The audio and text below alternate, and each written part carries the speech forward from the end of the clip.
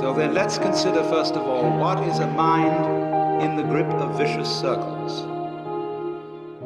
Well, one of the most obvious instances that we all know is the phenomenon of worry. The doctor tells you that you have to have an operation. And that has been set up so that automatically everybody worries about it. But since worrying takes away your appetite and your sleep, it's not good for you. But you can't stop worrying, and therefore you get additionally worried that you are worrying. And then furthermore, because that is quite absurd and you are mad at yourself because you do it, you are worried because you worry because you worry. That is a vicious circle. So now, can you allow your mind to be quiet? Isn't it difficult? Because the mind seems to be like a monkey, jumping up and down and jabbering all the time. Once you've learned to think, you can't stop. And an enormous number of people devote their lives to keeping their minds busy and feel extremely uncomfortable with silence.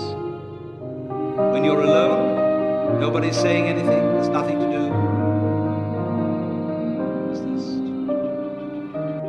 this worry, this lack of distraction. I'm left alone with myself, and I want to get away from myself. I'm always wanting to get away from myself. That's why I go to the movies, that's why I read mystery stories, that's why I go out to girls or anything that you do, or get drunk or whatever. I don't want to be with myself.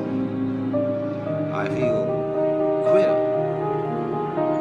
So, well, why do you want to run away from yourself? What's so bad about it? Why do you want to forget this? Why do you want to become yourself?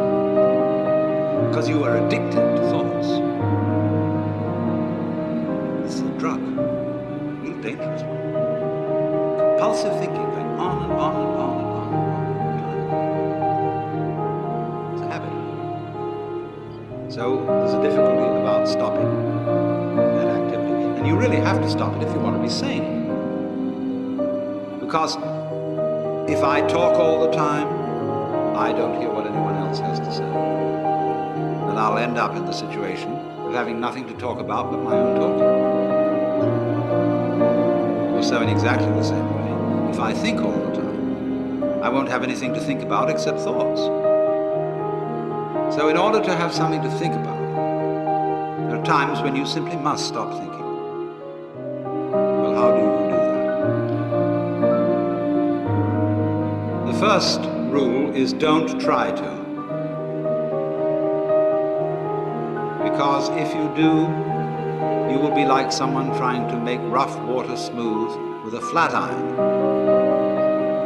And all that will do will stir it up.